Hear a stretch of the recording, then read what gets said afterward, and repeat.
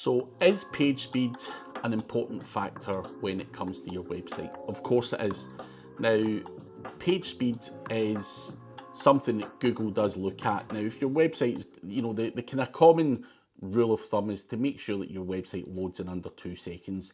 If a user comes to your website and it takes 10 seconds to load, the chances are they'll just click backwards and move on to one of your competitors' websites and carry on shopping as normal. They don't really care for your website or your brand. In all honesty, it's about speed for most people. And if you don't have that, you could have a problem.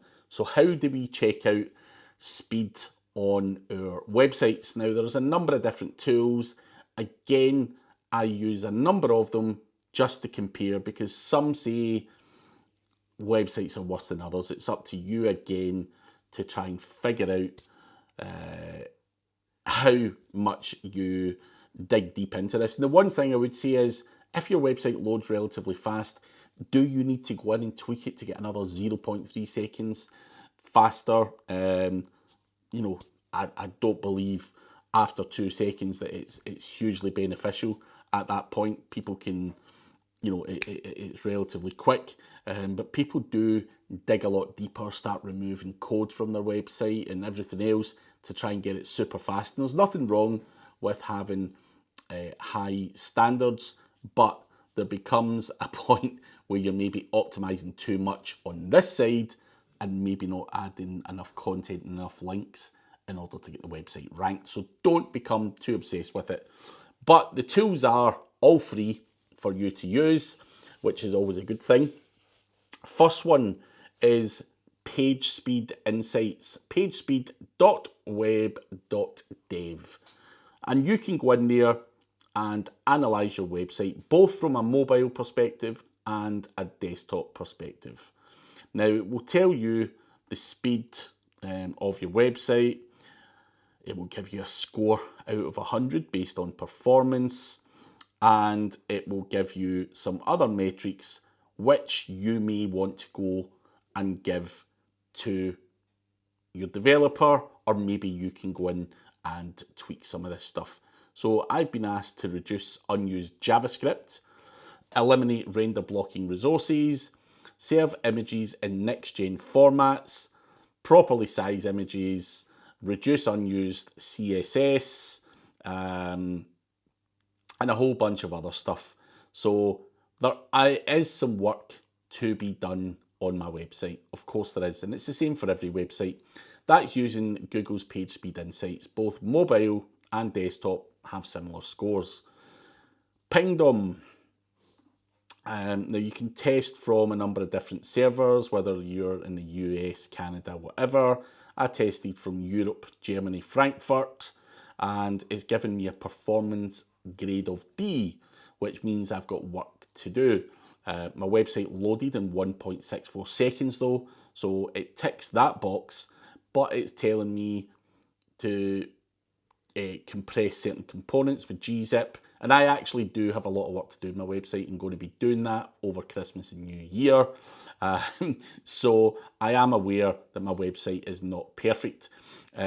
So it's telling me again, make fewer HTTP requests, compress certain components with gzip, add expires headers, and reduce DNS lookups. If you want a little bit more information on that, it will tell you what exactly that means. So Pingdom gives you that overview. Now, the other one I use is GTmetrix.com. And again, this is giving me a score of B, which looks a hell of a lot better than some of the other ones, but it is taking just over 2 seconds for the website to load, which is not perfect. Reduce initial server response time, and again, there's some imagery problems on there. Now, my website was built 5 or 6 years ago. Not a lot's changed. It does need a lot of tweaking, and that is something I do anticipate doing. So you can see that the website does need work, and it's telling you what to do. Now, if you're on WordPress, the chances are that you can get a plugin called WP Optimize Premium.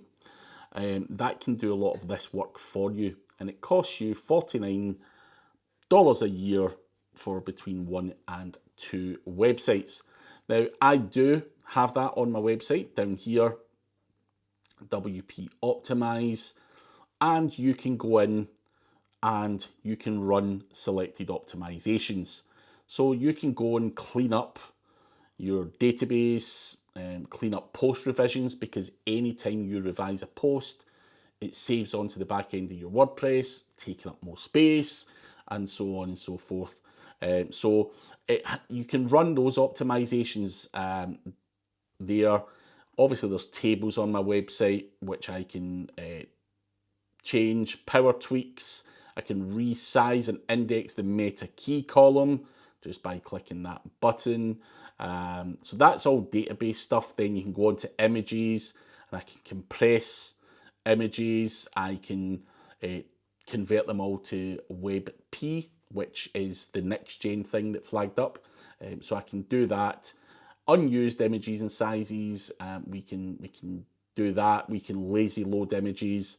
Then the cache on the website, we can enable page caching and things like that. We can also enable minification, and that is all being said about my website. Now I can go back in and enable that stuff,